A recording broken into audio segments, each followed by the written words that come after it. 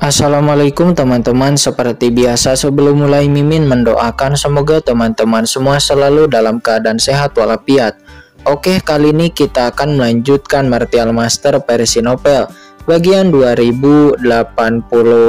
Bagi yang baru bergabung, selamat bergabung, dan bagi yang belum subscribe dulu lah agar Mimin tambah semangat lagi nih bikin videonya.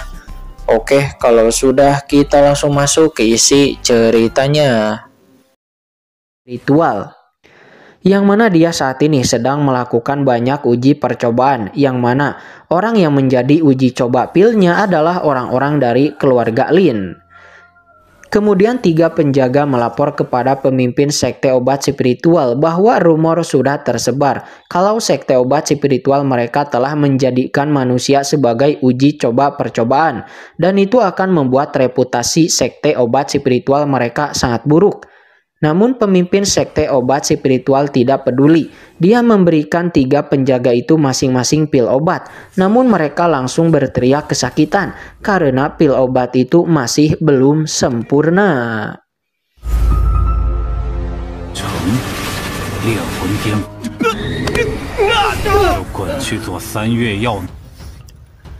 Qin-Chen, sekarang masalahnya kamu berani menyerang asosiasi tengkorak dan tulang di kota Nanyuan secara terbuka. Ini sama sekali tidak menghormati istana tuan kota, dan istana tuan kota pasti akan terlibat. Setelah Qin-Chen mengambil hati Presiden Zhuo dan saat dia ditangkap, sebuah benteng mekanis yang menakutkan turun dengan anggun. Itu tidak lain adalah benteng mekanis Dewa Raksasa di rumah tuan kota.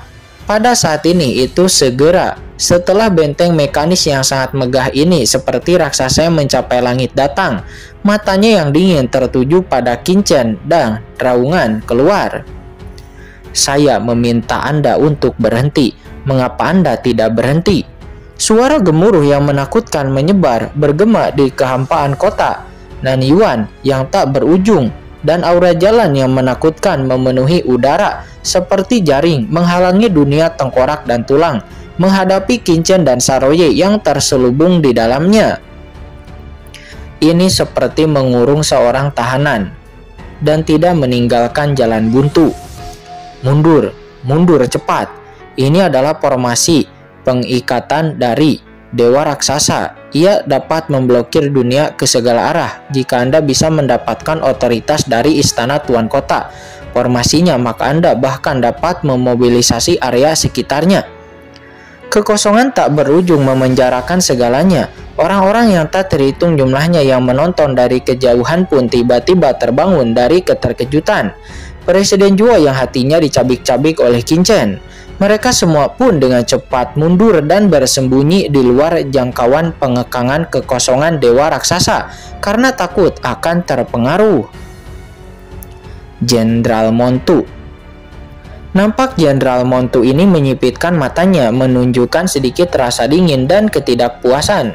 Dia akhirnya berhasil pamer di depan semua orang, tapi dia tidak menyangka Jenderal Montu begitu mengabaikan pentingnya pamer itu, seketika hancur di tempat yang sungguh penuh kebencian.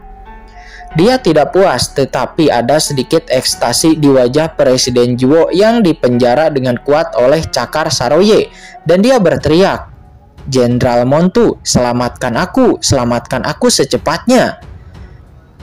Presiden Zhuo meraung dengan keinginan untuk hidup di matanya. Presiden Zhuo buru-buru berkata, "Jenderal Montu, orang luar Qin-Chen dan Saroye ini mengabaikan hukum istana tuan kota dan bertindak ceroboh di kota Nanyuan.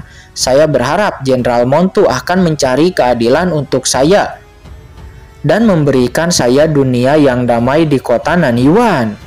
Saat ini Presiden Zhuo tidak lagi peduli dengan wajahnya, dia hanya ingin bertahan hidup.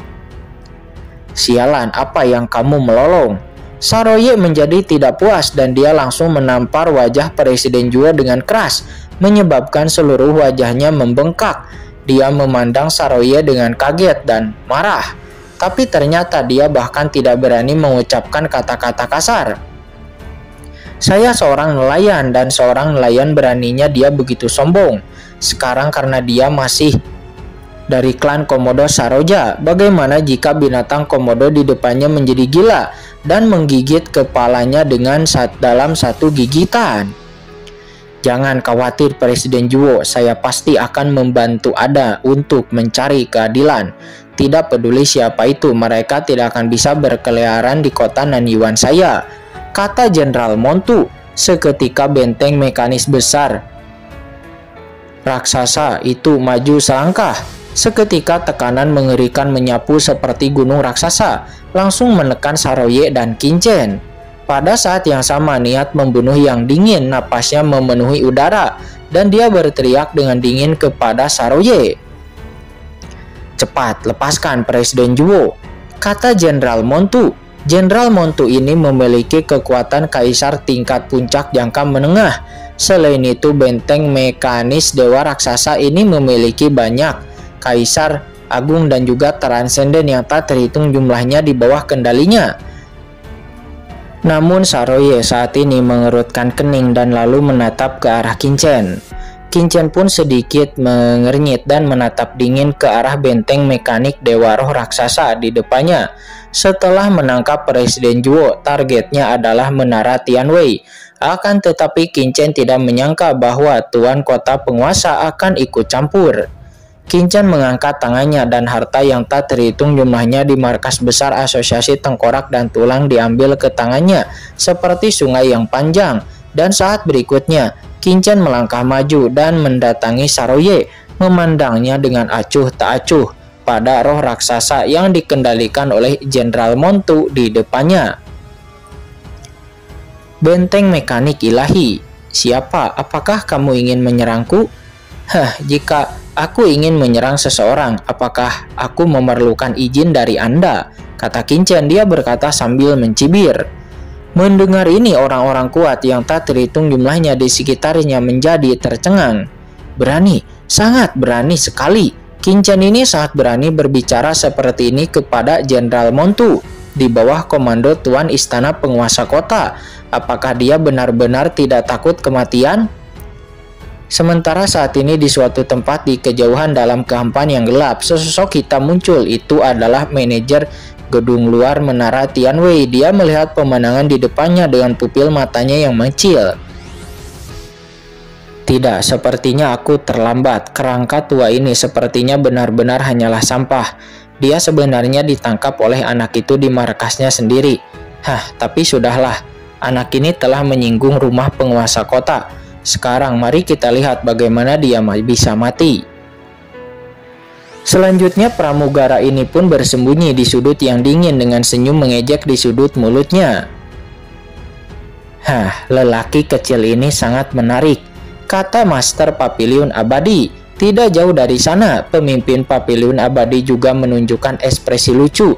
Beraninya dia menantang Istana Tuan Kota. Istana Tuan Kota ini adalah pertama kalinya Master Papiliun ini melihatnya di kota Nanyuan. Selama bertahun-tahun saya sangat ingin melihat bagaimana nasib anak itu nantinya. Ini adalah pertama kalinya Master Papiliun Abadi melihat orang gila seperti itu. Adapun Jenderal Montu saat ini dia bahkan lebih marah lagi. "Saya adalah Jenderal Montu di bawah komando Istana Tuan Kota. Saya telah diperintahkan untuk periksa kota Nanyuan.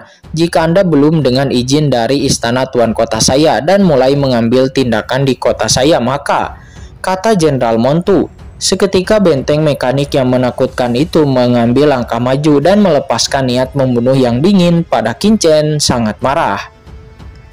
"Apakah Yang Mulia salah memulai serangan besar-besaran di kota Nanyuan Anda?"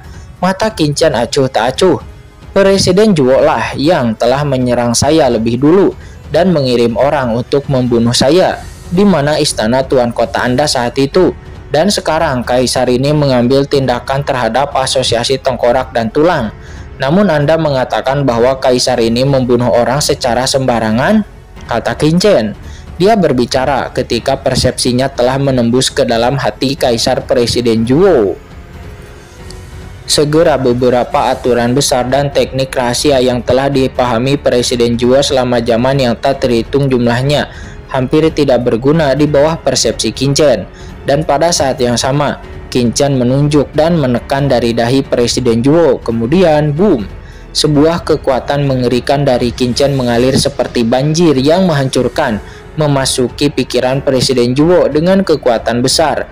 Dalam sekejap, aura dosa yang tak ada habisnya pada Presiden Zhuo meledak, dan seketika banyak kenangan-kenangan dan dosa dalam jiwanya meledak.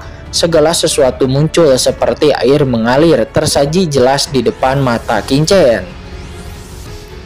Sementara Presiden Zhuo berteriak dengan keras, "Jenderal Montu, selamatkan aku!" Dia berteriak dengan histeris dan seluruh tubuhnya gemetar. Di bawah rasa sakit yang parah ini, dia tidak bisa menjaga tubuhnya tetap stabil sama sekali, dan dia terus mengejang juga gemetar. Ini Presiden Zhuo benar-benar bersalah. Mata Kincen berbinar setelah melihat dosa yang disebabkan oleh Presiden Zhuo. Mata Kincen berangsur-angsur menjadi dingin. Alasan mengapa Presiden Zhuo mampu tumbuh dari seorang kultivator biasa menjadi salah satu dari 10 kekuatan besar di kota Nanyuan di era yang luas ini. Seorang pemimpin salah satu kekuatan gelap. Dia telah melakukan banyak hal berdosa selama hidupnya, dan hampir tak terhitung jumlahnya orang kuat yang mati di tangannya. Kuncinya adalah Presiden Zhuo telah membuat sarung tangan putih untuk beberapa orang. Banyak orang tak bersalah diculik secara diam-diam, dan kehidupan serta kematian mereka tidak diketahui setelah mereka menghilang. Mata Kincen berkedip dan dia tiba-tiba mengangkat kepalanya untuk melihat ke arah Jenderal Montu. "Saya mengerti." Mata Kincen berangsur-angsur menjadi dingin. Pantas saja Jenderal Montu begitu peduli pada Presiden Zhuo. Tampaknya Presiden Zhuo kemungkinan besar adalah sarung tangan putih Jenderal Montu, atau istana penguasa kota juga terlibat. Jika demikian, maka mata Kincen berangsur-angsur menjadi dingin memikirkannya. Tanpa dukungan dari penguasa istana Tuan Kota, bagaimana mungkin Presiden Zhuo yang kecil ini menjadi salah satu dari 10 kekuatan besar di kota Nanyuan dalam waktu yang singkat ini? Salah satu kekuatan gelap yang besar, setidaknya ada kekuatan tertentu di istana Tuan Kota yang mendukung asosiasi tengkorak dan tulang. "Nah, kamu terlalu lancang." Melihat Kincen dengan tidak hati-hati mencari ingatan Presiden Zhuo di depannya, ekspresi Jenderal Montu tiba-tiba berubah. "Sepertinya kamu bertekad untuk mencari kematian. Dewa Roh Raksasa, jalankan." Ekspresi Jenderal Montu berubah total dan dia segera berteriak dengan marah pada binatang itu. Diiringi oleh raungannya, seluruh Dewa Roh Raksasa dengan raungan yang mengejutkan. Seluruh rune menakutkan mengalir kemana-mana.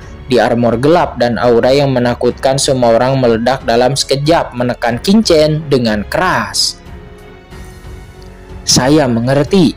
Pada saat Dewa Roh Raksasa menekan Kincen, Kincen tiba-tiba mengangkat kepalanya dan melihat Dewa Roh Raksasa di atas kepalanya. Semua orang terkejut, bahkan Dewa Roh Raksasa pun terkejut. Ternyata Kincen lalu berkata dengan dingin, "Anda adalah belakang panggung perlindungan di belakang Presiden Zhuo. Alasan mengapa Presiden Zhuo mampu melakukan kejahatan di kota Nanyuan adalah karena Anda mendapat untung dari belakang, dan Anda yang melindungi dari belakang. Anda adalah penjahat utama dari asosiasi tengkorak dan tulang ini." "Tidak, penjahat terbesar. Aku pikir tidak cukup hanya menangkap Presiden Zhuo. Saya harus bertindak adil kepada Anda. Pelaku di balik ini juga telah diturunkan," kata Kincen dengan tenang. Kemudian boom, sosok Kincen tiba-tiba menghilang. Seketika Jenderal Montu di atas langsung terkejut karena dalam persepsinya sosok Kincen benar-benar hilang. Saat ini tubuh semua roh benteng mekanik Dewa Roh Raksasa meledak seketika, dan sisik hitam gelap pada tubuh agung Dewa Roh Raksasa bersinar dengan kilau. "Kincen, apa yang kamu lakukan? Beraninya kamu menyerang bawahan penguasa kota di kota Nanyuan," kata Jenderal Montu. Dia berteriak dengan marah. Jenderal Montu terkejut dan marah. Dia hanya mengira pihak lain sedang memprovokasi dia sebelumnya, tetapi dia tidak menyangka bahwa pihak lain akan berani mengambil tindakan secara langsung terhadapnya. Apakah Kincen ini gila? Pada saat ini seluruh orang kuat di sekitar markas Asosiasi Tengkorak dan Tulang juga ketakutan. Sementara pemimpin Papiliun Abadi dan manajer umum Menara Tianwei juga mengawasi dari jarak dekat. Master Papiliun, apa yang akan dilakukan Qin Chen? Manajer Papiliun Abadi pada saat ini nampak sedikit panik. Dia mengambil tindakan terhadap Jenderal Montu. Pemimpin Papiliun Abadi pun mengecilkan pupil matanya ketika melihatnya. Begitu dia selesai berbicara, boom! Sosok Qin Chen tiba-tiba menerobos blokade Dewa Roh Raksasa di beberapa titik dan tiba-tiba muncul di depan Dewa Roh Raksasa yang besar dan dengan lembut mengulurkan telapak tangannya. Tidak, wajah Dewa Roh Raksasa yang ditutupi sisik tak berujung berubah.